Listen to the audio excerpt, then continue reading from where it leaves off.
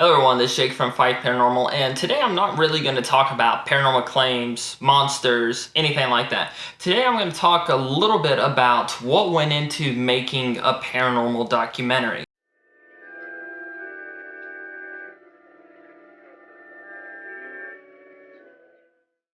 Now, I have released 2 feature-length paranormal documentaries so far, coming up on the year anniversary of The Roundhouse, which was a lot of fun.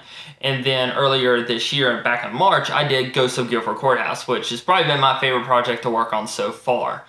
And there is a lot of stuff that goes into making these projects, especially when you're, like me, you're working basically by yourself. You have a few people helping you out. But, mostly the filming and investigating, editing is, kind of all me.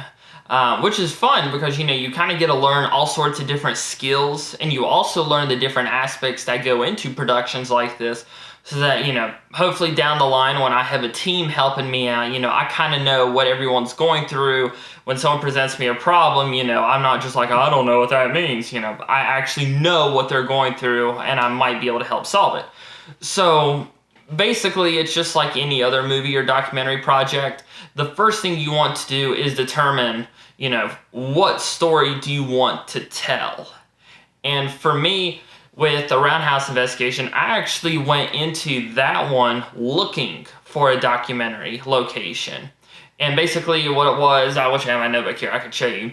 But I had this idea for a paranormal investigation documentary. And I'll be honest, the initial inspiration, aside from wanting to make a documentary for a long time, was I was going back and I rewatched the Ghost Adventures 2004 documentary, where they went to, I think it was like the Old Washoe Club, Zach, Nick, and Aaron, and then Zach and Nick went to the Goldfield Hotel. I was watching that.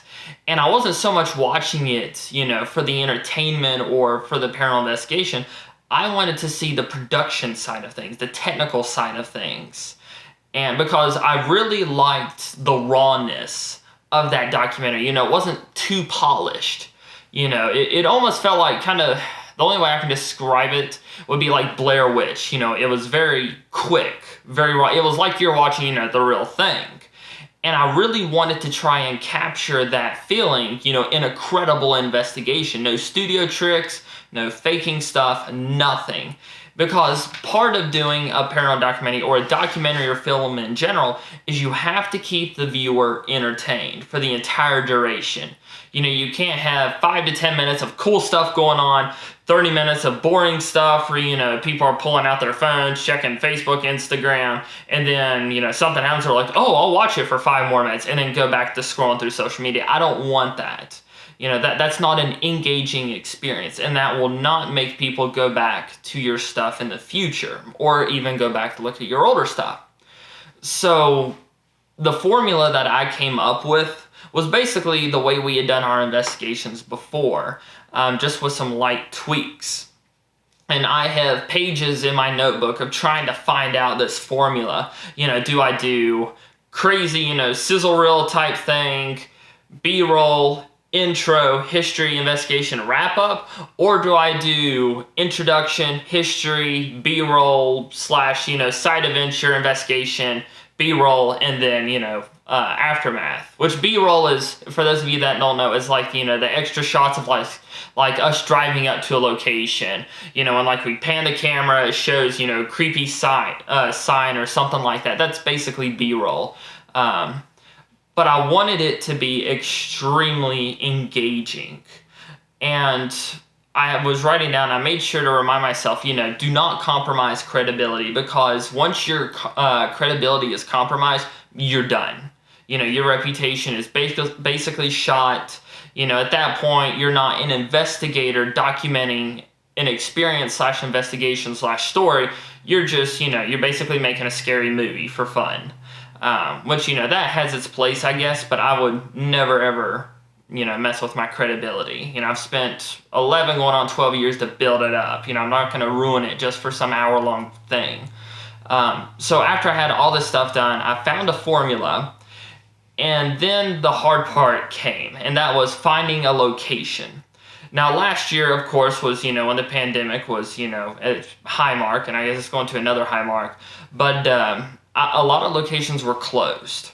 or the locations were open, but you weren't able to bring a bunch of people in to interview them or do like, tours, walk-arounds and stuff like that. Because a lot of these places that I like to investigate, they're kind of tight, confined areas, and you can't really do that while doing social distancing and stuff. But I got very, very lucky with the Martinsburg Roundhouse. There was a friend of mine, I forget who it was, who mentioned, hey, there's this place in Martinsburg, there's this, and there's a theater in Martinsburg that was right up your alley. And I'll be honest, I went to the Roundhouse first because, I like trains. I think trains are really cool. There's something about all that rail history and everything. And, what person doesn't like trains? And then also there was a lot of Civil War history there. Stonewall Jackson had been there. There were still train tracks that Stonewall Jackson and his men had tore up, and they were still there, that they had left them since 1862. I thought that was the coolest thing in the world to see that. And plus, Martinsburg is an extremely active town. There are so many haunted locations there. I had no idea. And of course, the theater, we actually drove by the theater. It's, I think, 2 miles away, something like that, from the Roundhouse. Basically, this whole 5-mile radius is insanely haunted.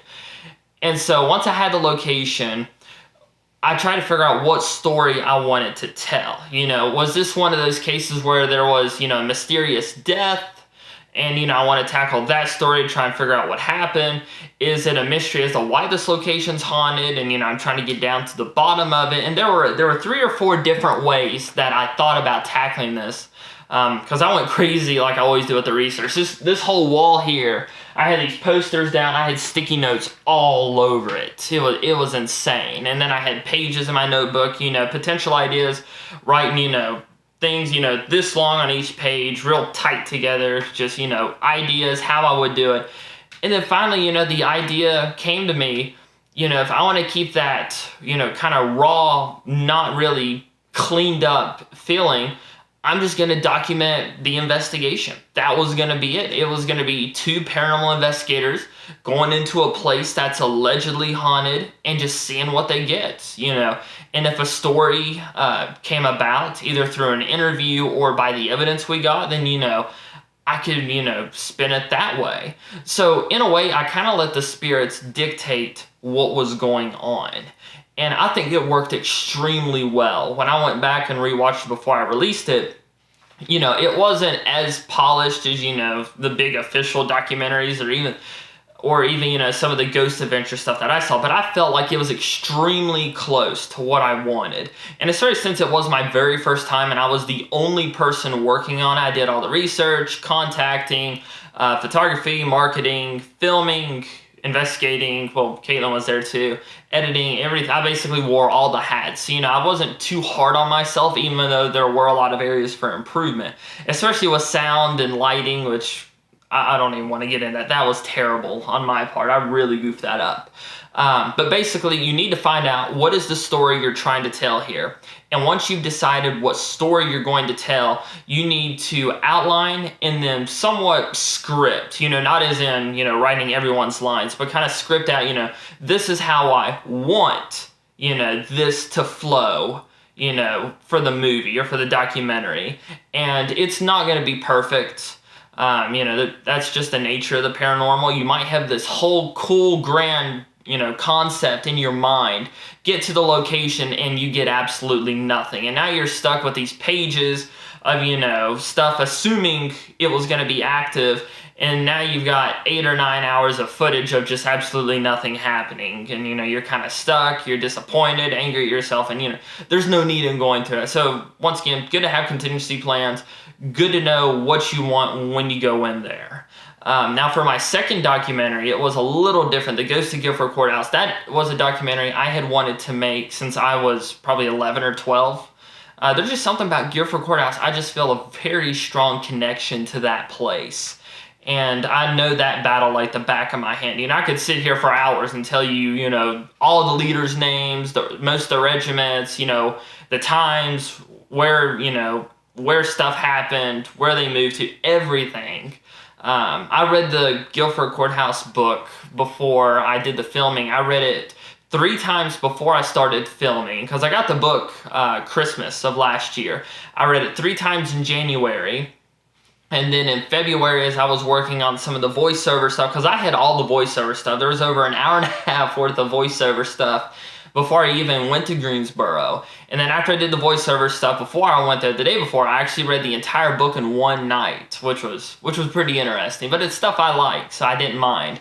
After that, I did day one of filming there, came back. I didn't go back for another week, so I just kind of reviewed cliff notes that I wrote while I was at work, actually. I got some downtime and, at my desk, just sitting there writing notes from the book.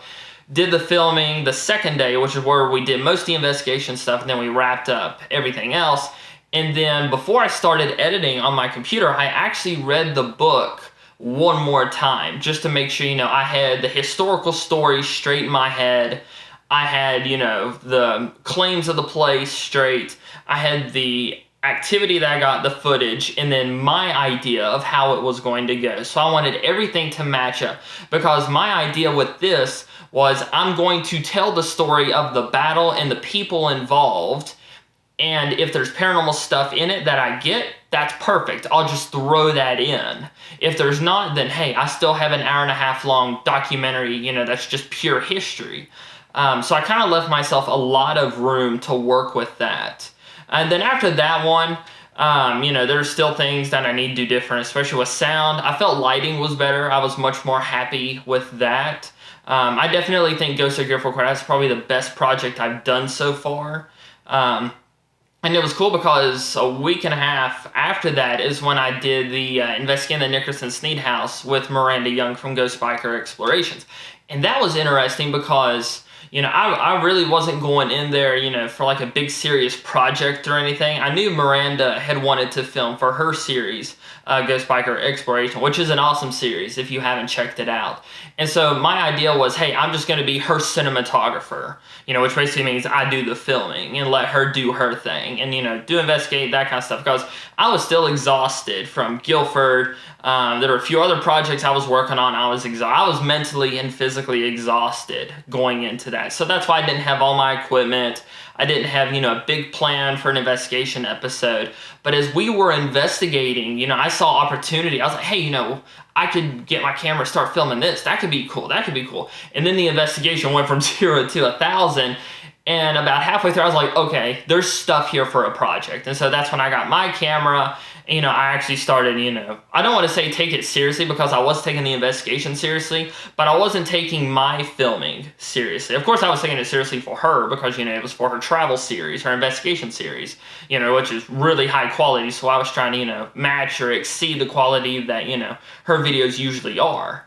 But that was something that I literally just went with the flow, which was very different because, like you probably understood listening to this, I plan everything out in great detail. So to have a project where I don't plan everything out, I just literally go with the flow, that was very interesting. It let me see another side of the whole production process, especially factoring in not just a good, storytelling or filmmaking perspective, but also still being a good investigator and telling a good ghost story with good credible evidence. It's very tricky. But just like with anything else, it does take a lot of time. It takes patience and it takes a lot of practice. But when it hits right and when everything flows perfectly, there's no better feeling. But I just wanted to hop on here, tell you all a little bit about the process behind making these documentaries. Right now, I am sketching a few outlines out for, one this fall. I do want to make one more this year. I know a lot of places are now reclosing due to the surge in the variants and all that stuff. I really wanted to do a Bigfoot documentary this year, and there's still opportunities for, 1 or 2 locations where there have been some recent sightings. Right now I'm waiting to hear back from a few people. Now I'm waiting for, the weather to align, because here in Virginia, the weather, one day it could be like 98 degrees and not a cloud in the sky. The next day it could be 62 and a tornado with a torrential downpour, and you might get snow the next day. Virginia's weird with its weather, but we'll see by the end of the year what I end up doing. But I hope you all have enjoyed this video. Leave a like if you did.